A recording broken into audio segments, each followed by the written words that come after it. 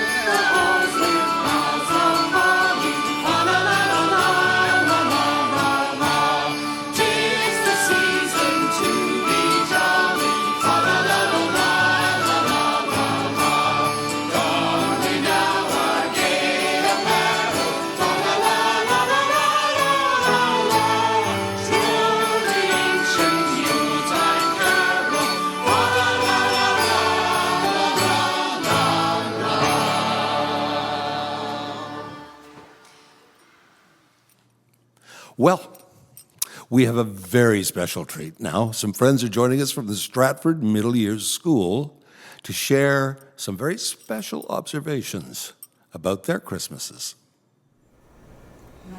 This is a poem about what we like for Christmas. I like the gifts. I like the trees. I like the cookies. For you and me. Merry Christmas. Merry Christmas. I don't know about you, but I can't imagine Christmas without hearing something from Charles Dickens' immortal classic, A Christmas Carol. Scrooge took his melancholy dinner in his usual melancholy tavern, and having read all the papers and beguiled the rest of the evening with his banker's book, went home to bed. He lived in chambers which had once belonged to his deceased partner. They were a gloomy suite of rooms in a lowering pile of building up a yard. The building was old enough now and dreary enough, for nobody lived in it but Scrooge, the other rooms being all let out as offices. Now, it is a fact that there was nothing at all particular about the knocker on the door of this house, except that it was very large. Also, that Scrooge had seen it night and morning during his whole residence in that place. Also, that Scrooge had as little of what is called fancy about him as any man in the city of London. And yet Scrooge, having his key in the lock of the door, saw in the knocker, without its undergoing any intermediate process of change, not a locker, but Marley's face.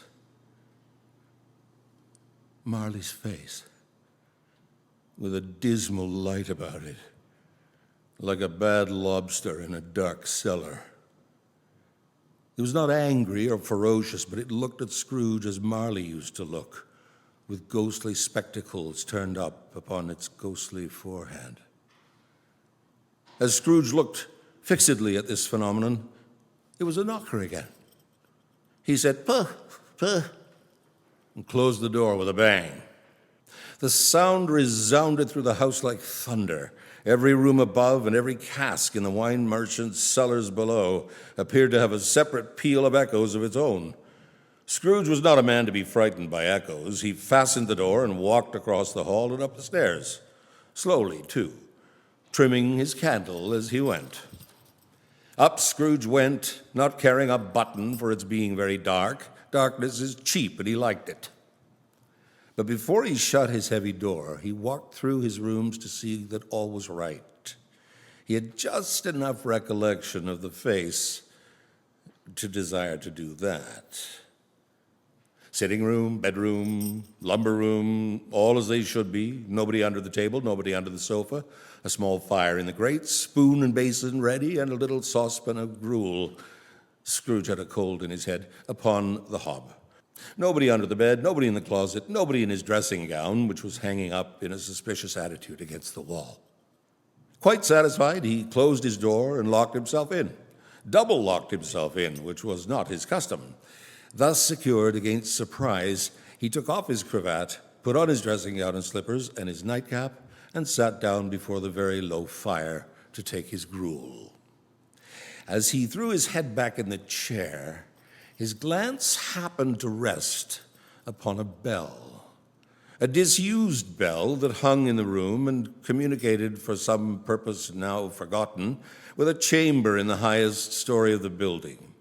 It was with great astonishment and with a strange, inexplicable dread that as he looked, he saw this bell begin to swing. Soon it rang out loudly, and so did every bell in the house.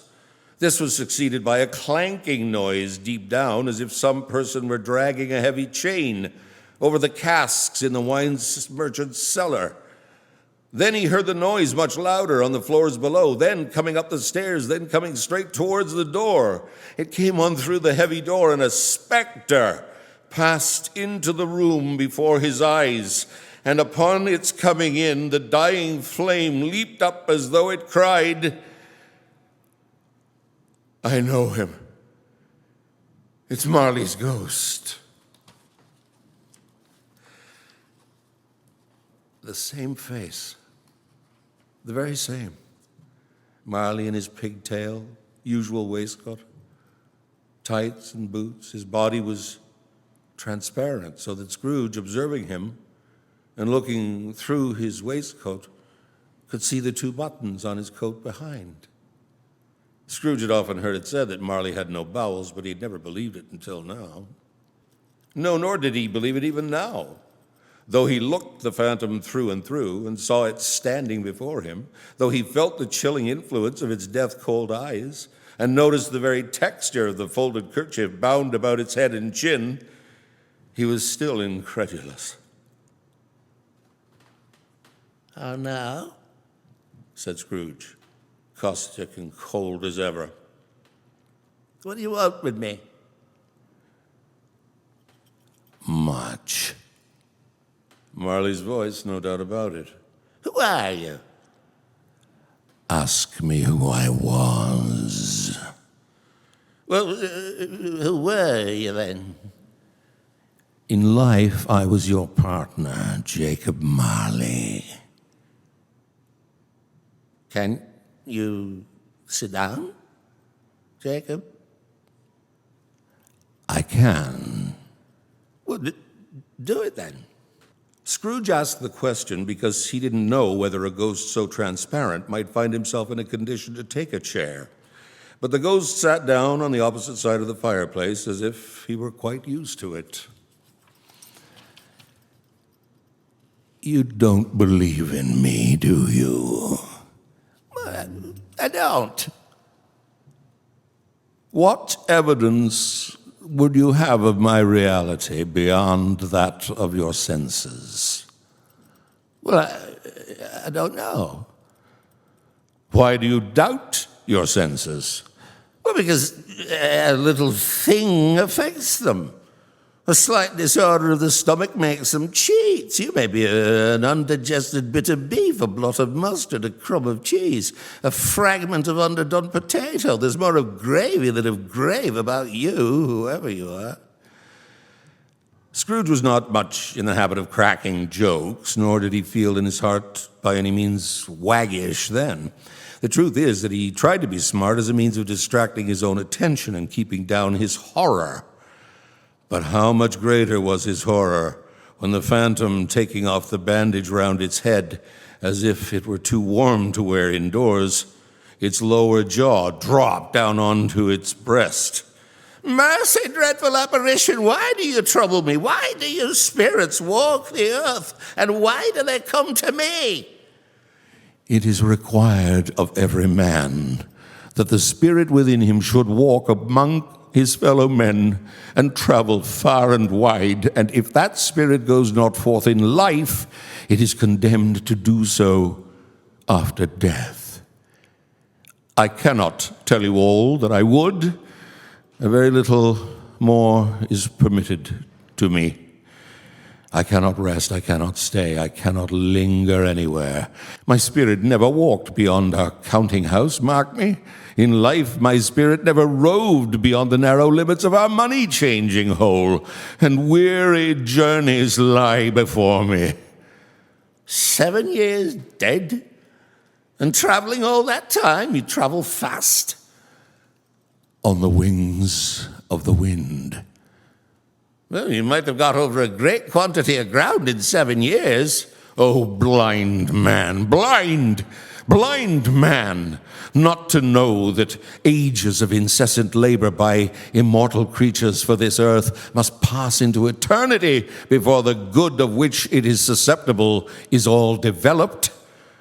Not to know that any Christian spirit working kindly in its little sphere, whatever it may be, will find its mortal life too short for its vast means of usefulness. Not to know that no space of regret can make amends for one's life's opportunities misused. Yet I was like this man. I was once like this man. But you were always a good man of business, Jacob, faltered Scrooge, who now began to apply this to himself. Business?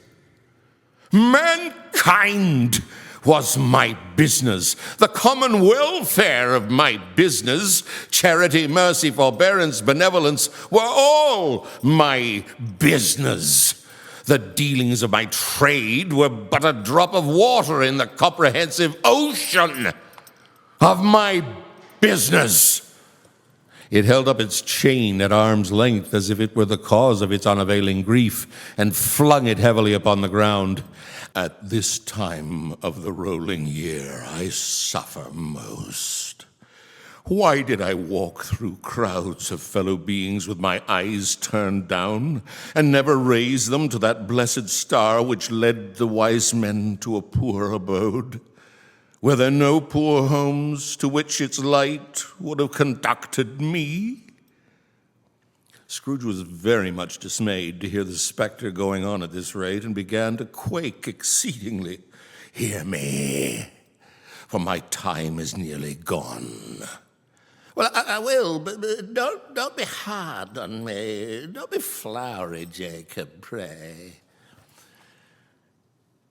"I am here tonight to warn you that you have yet a chance and hope of escaping my fate, a chance and hope of my procuring Ebenezer." "Well, you were always a good friend to me, thank you." "You will be haunted by 3 spirits." "Well, is that the chance and hope you mentioned, Jacob? I think I'd rather not." "Without their visits, you cannot hope to shun the path I tread. Expect the first tomorrow night when the bell tolls 1. Expect the second on the next night at the same hour. The third upon the next night when the last stroke of 12 has ceased to vibrate. Look to see me no more, and look that for your own sake you remember what has passed between us." It walked backward from him. At every step it took, the window raised itself a little so that when the apparition reached it, it was wide open, and it floated out through the self-opened window into the bleak, dark night. Scrooge closed the window and examined the door by which the ghost had entered. It was double-locked, as he had locked it with his own hands, and the bolts were undisturbed. Scrooge tried to say, humbug, but stopped at the first syllable. And being from the emotion he had undergone, or the fatigues of the day, or his glimpse of the invisible world, or the dull conversation of the ghost, or the lateness of the hour, he was much in need of repose, and went straight to bed without undressing, and fell asleep on the instant. Now we have a very special guest joining us to create some magic with his flute, Jeffrey George from the Port Franks and Kettle Point community.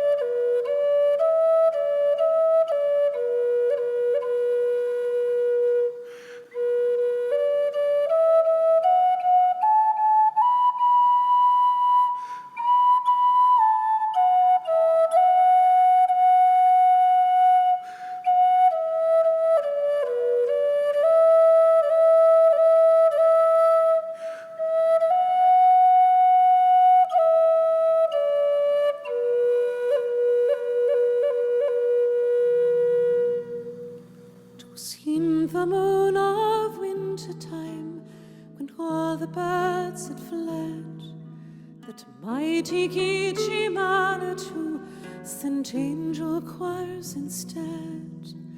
Before the light the stars grew dim, and wandering hunters heard the hymn. Jesus our King is born, Jesus is born, in excelsis Gloria.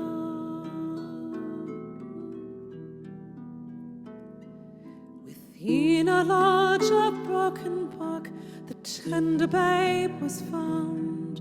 A ragged robe of rabbit skin enwrapped his beauty round. But as the hunter braves grew nigh, the angels' songs rang loud and high. Jesus, your King is born, Jesus is born, in excelsis Gloria.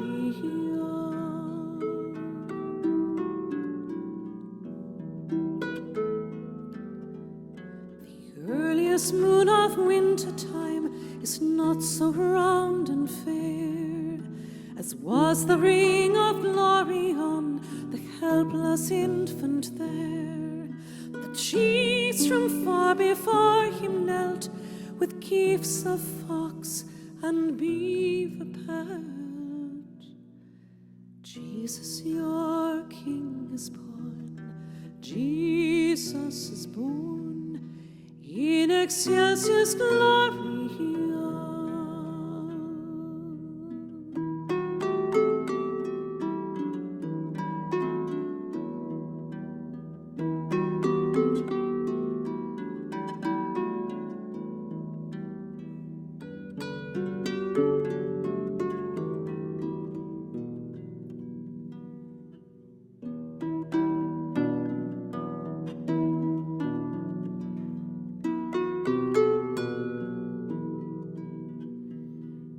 Children of the forest free, O sons of Manitou, the holy child of earth and heaven is born today for you. Come kneel before the radiant boy who brings you beauty, peace and joy. Jesus, your King is born, Jesus is born, in excelsis Gloria.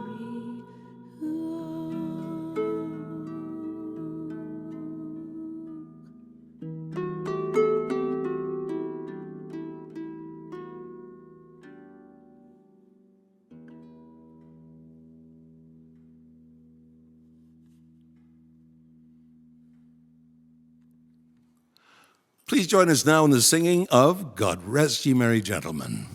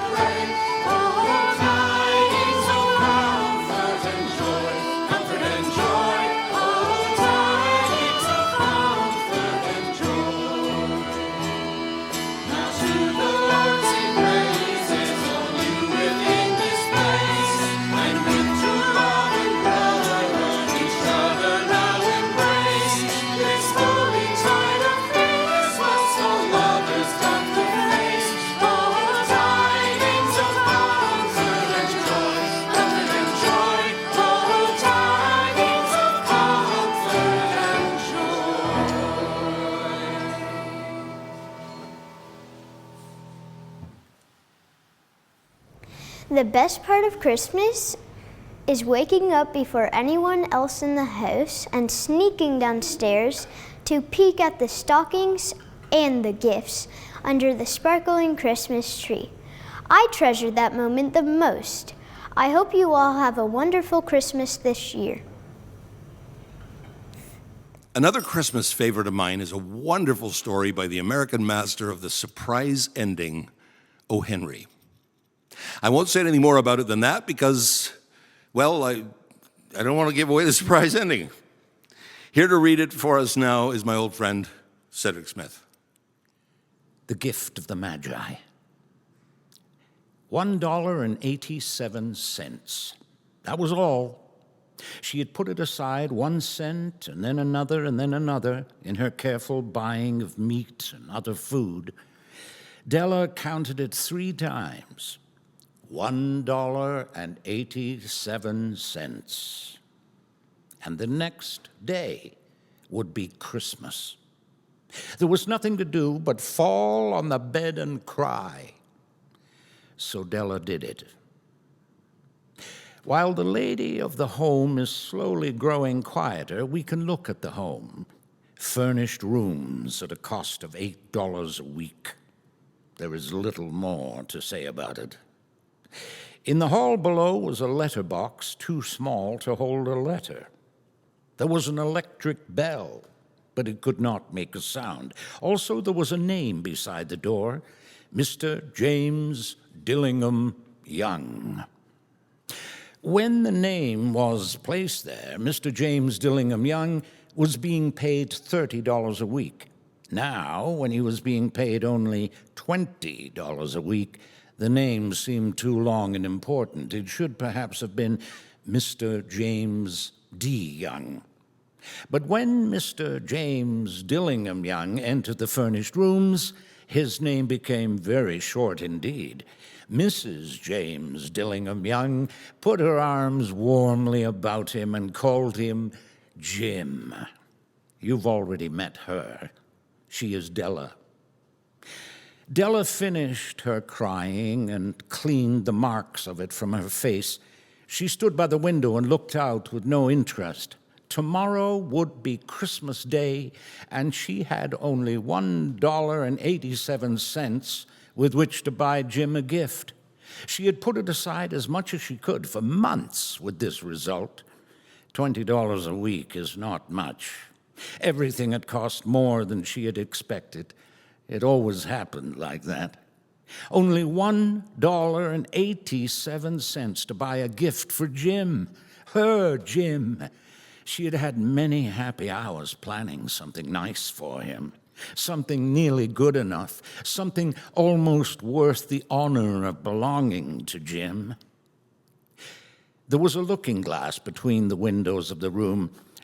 Perhaps you have seen the kind of looking glass that is placed in $8 furnished rooms.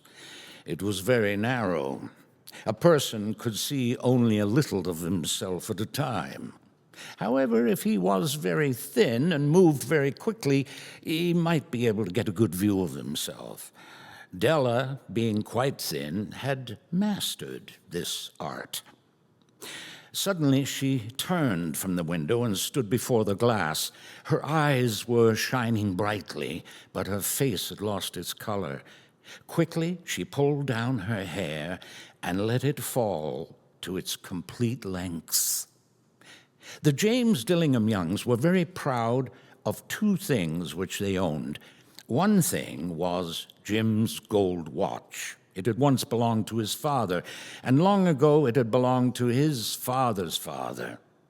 The other thing was Della's hair.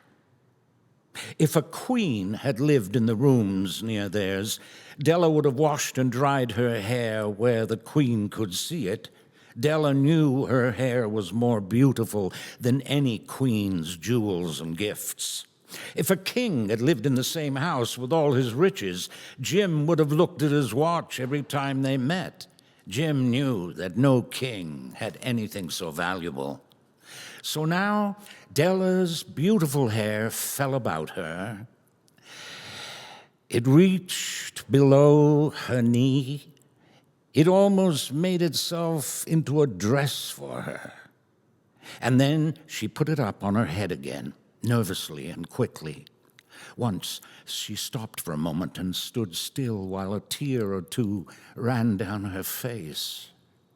She put on her old brown coat. She put on her old brown hat. With the bright light still in her eyes, she moved quickly out the door and down to the street. Where she stopped, the sign said, Mrs. Sofroni, hair articles of all kinds. Up to the second floor, Della ran and stopped to get her breath. Mrs. Sofroni, large, too white, cold-eyed, looked at her. Will you buy my hair? Asked Della. I buy hair, said Mrs. Sofroni. Take your hat off, let me look at it. Down fell the brown waterfall.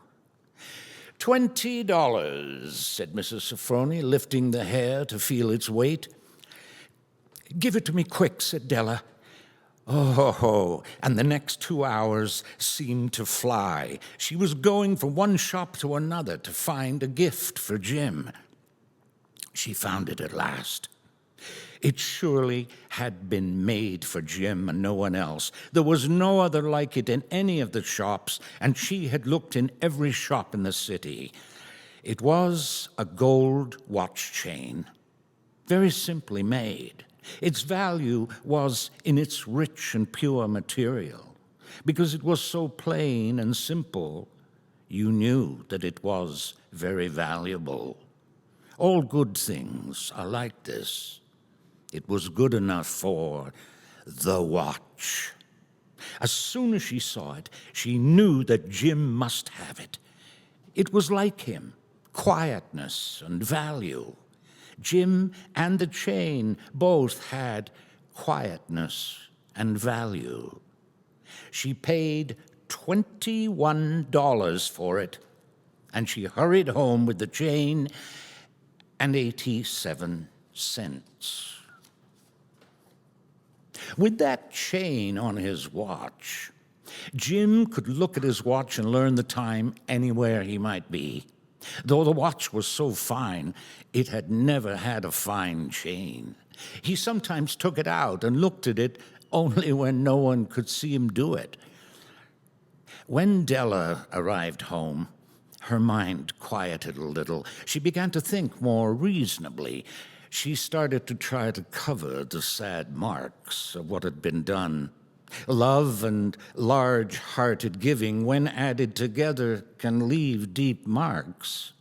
It is never easy to cover these marks, dear friends. Never easy.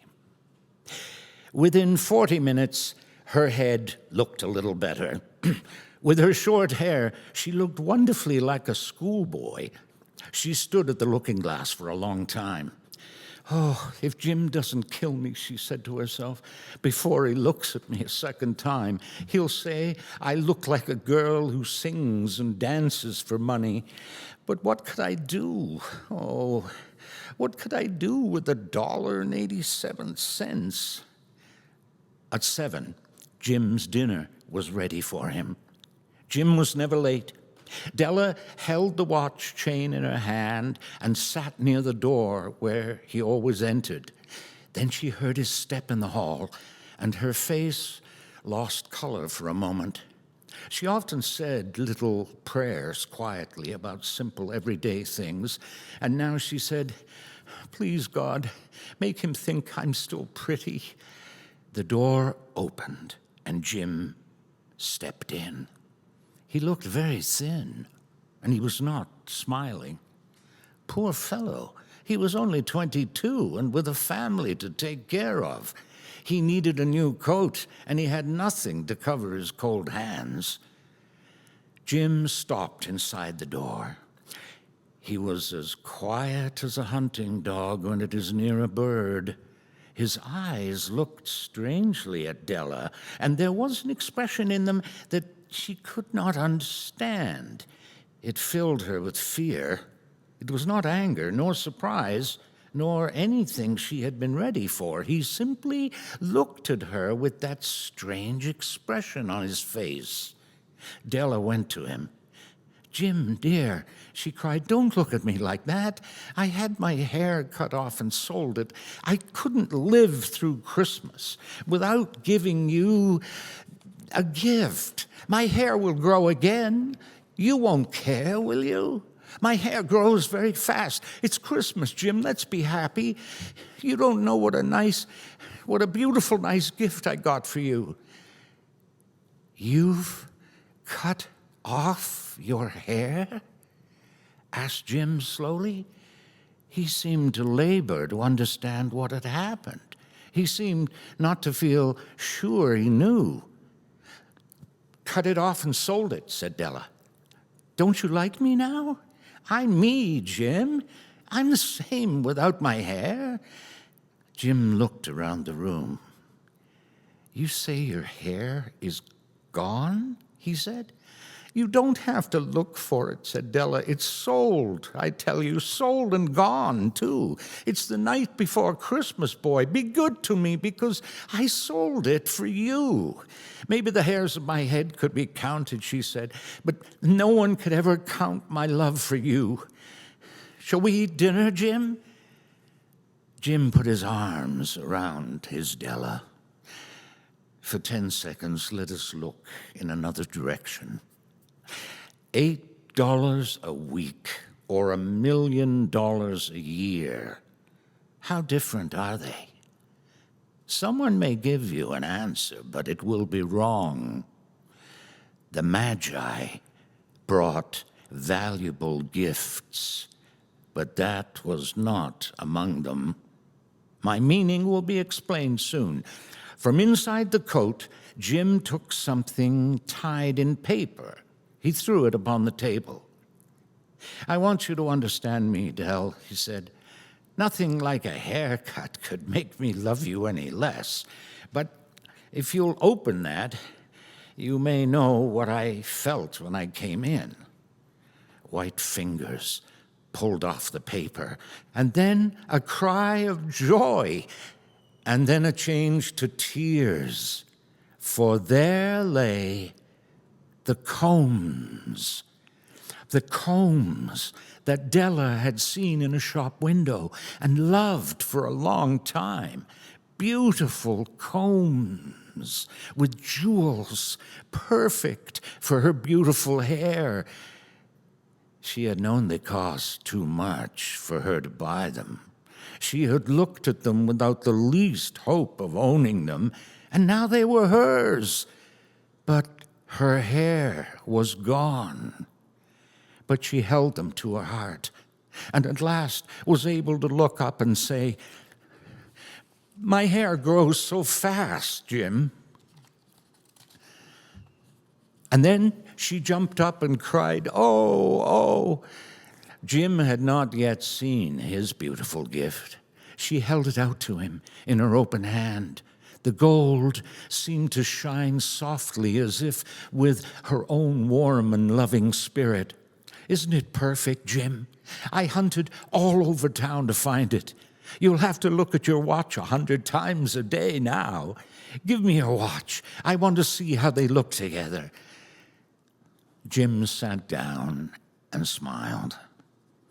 "Della," said he, "let's put our Christmas gifts away and keep them a while. They're too nice to use now. I sold the watch to get the money to buy the combs. And now I think we should have dinner." The Magi, as you know, were wise men, wonderfully wise men, who brought gifts to the newborn Christ child.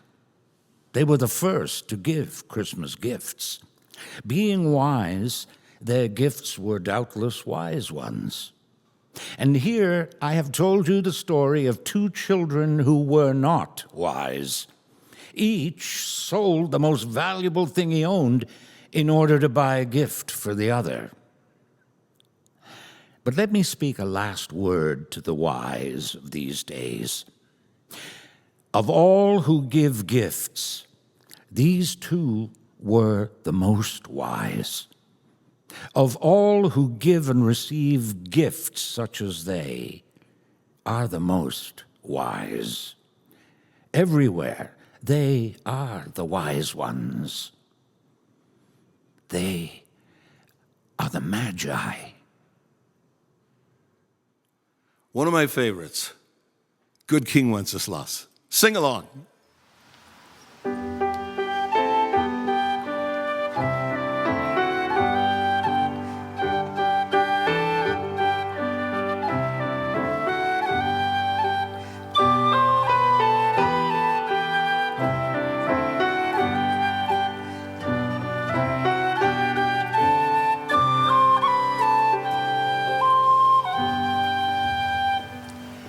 Good King Wenceslas of town,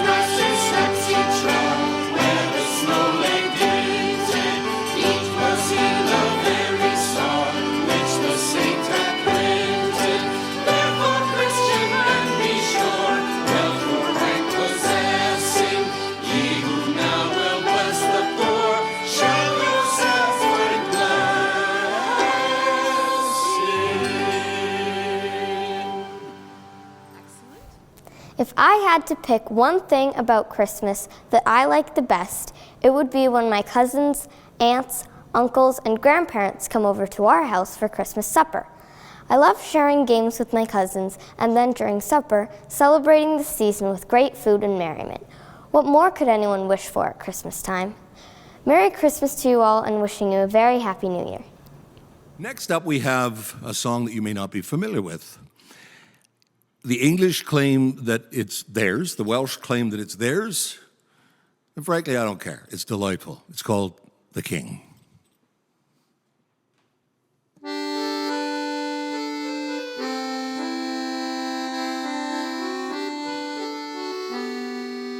Joy, health, love, and peace be all here in this place. By your leave we will sing concerning our King. Our King is well dressed in silks of the best, in ribbons so rare, no king can compare.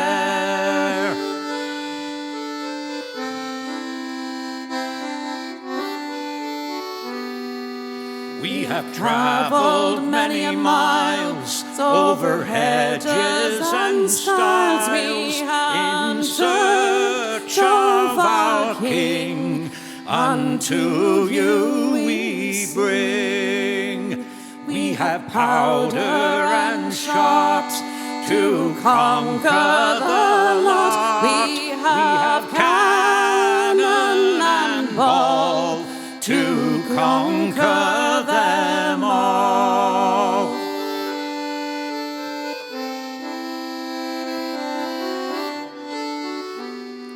Old Christmas is past, 12 tidings the last, and we bid you adieu.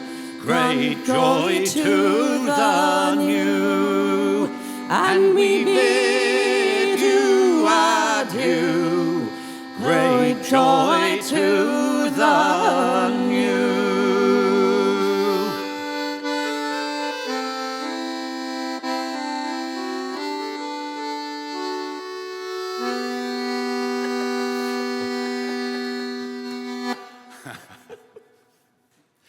I think this next poem, that's a hint. Can you guess what it's going to be? I think this next poem might just be everybody's favorite Christmas story. Clement Clark Moore's delightful tale, The Night Before Christmas. And back to read it for us is Loreena McKennitt. 'Twas the night before Christmas, when all through the house not a creature was stirring, not even a mouse. The stockings were hung by the chimney with care, in hopes that St. Nicholas soon would be there. The children were nestled all snug in their beds, while visions of sugar plums danced in their heads. And Mama in her kerchief and I in my cap had just settled down for a long winter's nap, when out on the lawn there rose such a clatter. I sprang from my bed to see what was the matter. Away to the window I flew like a flash, tore open the shutters, and threw up the sash. Oh, the moon on the breast of the new fallen snow gave a luster of midday to objects below. When, what to my wondering eyes should appear but a miniature sleigh and 8 tiny reindeer, with a little old driver so lively and quick, I knew in a moment it must be Saint Nick. More rapid than eagles, his coursers they came, and he whistled and shouted and called them by name. Now Dasher, now Dancer, now Prancer and Vixen, on Comet, on Cupid, on Donder and Blitzen, to the top of the porch, to the top of the wall. Now dash away, dash away, dash away all. As dry leaves that before the wild hurricane fly, when they meet with an obstacle, mount to the sky, So up to the housetop the coursers they flew, with a sleigh full of toys, and St. Nicholas too. And then, in a twinkling, I heard on the roof the prancing and pawing of each little hoof. As I drew my head and was turning around, down the chimney St. Nicholas came with a bound. He was dressed all in fur, from his head to his foot, and his clothes were all tarnished with ashes and soot. And a bundle of toys he had flung on his back. He looked like a peddler just opening his pack.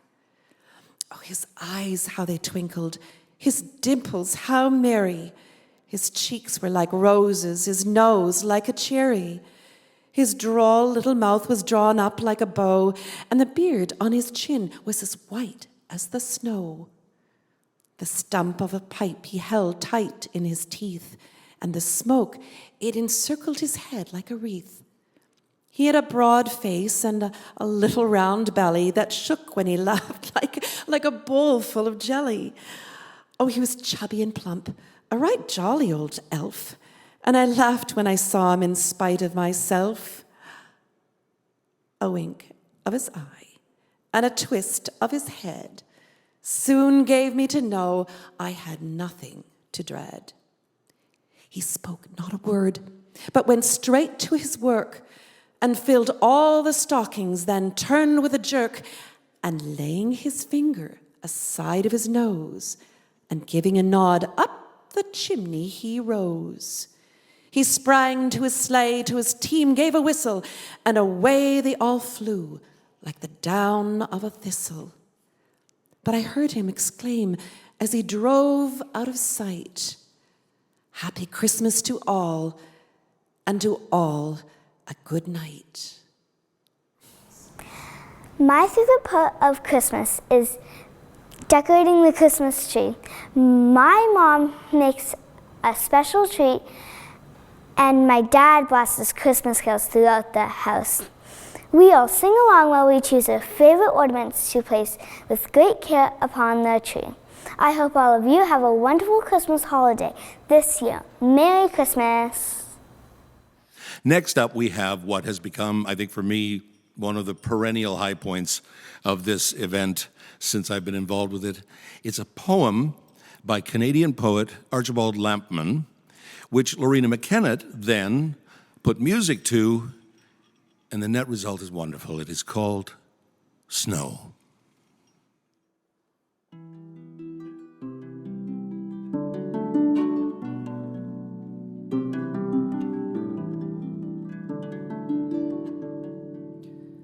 White are the far-off fields, and white the fading forests grow.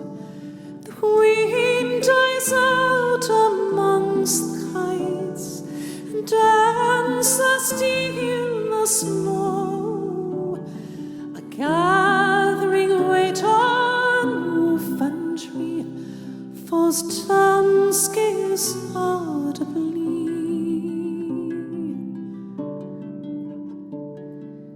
Meadows and far-shaded streams lie still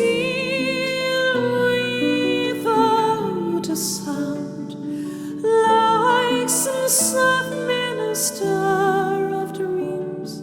The snowfall hoods make a round in wood and water, earth and air. Silence is everywhere.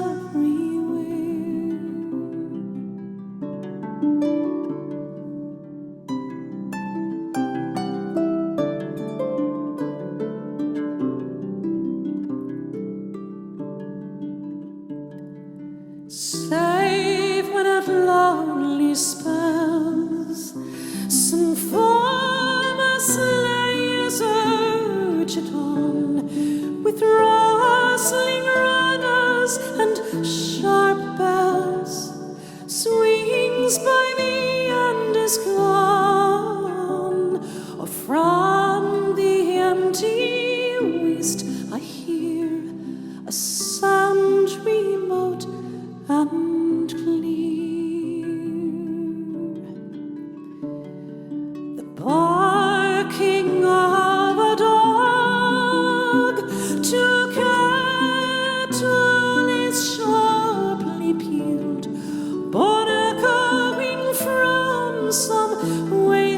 stall, a barnyard for a field. Then all is silent and the snow falls settling soft and slow.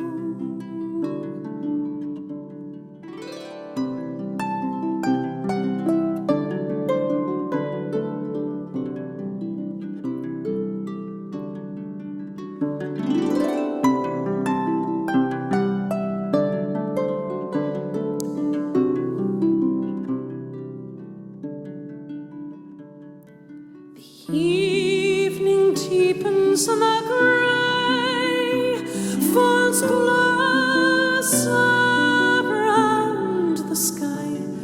The world seems so shrouded, so far away.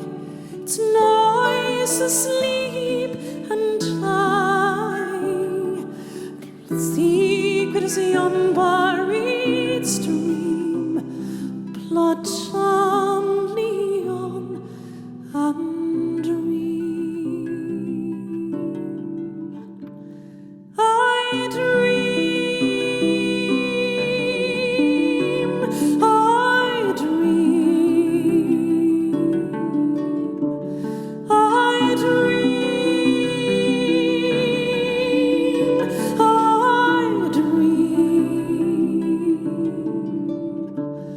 I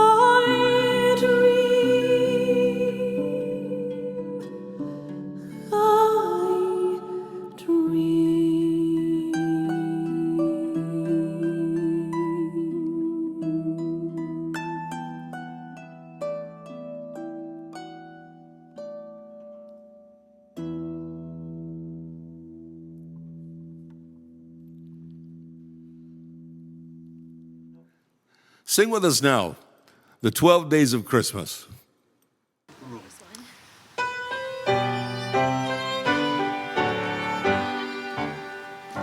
On the first day of Christmas, my true love gave to me a partridge in a pear tree. On the second day of Christmas, my true love gave to me two turtle doves and a partridge in a pear tree. On the third day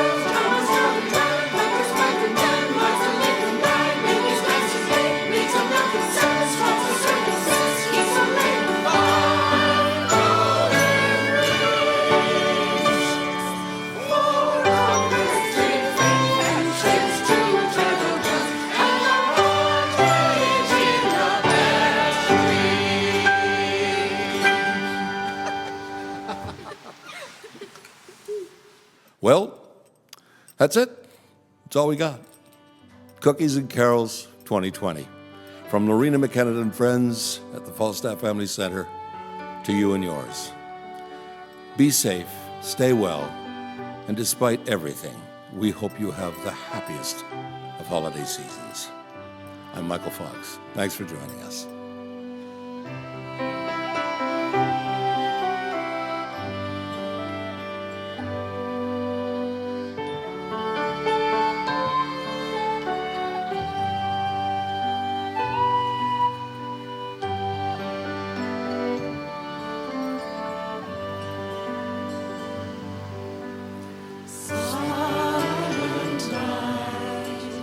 Holy night,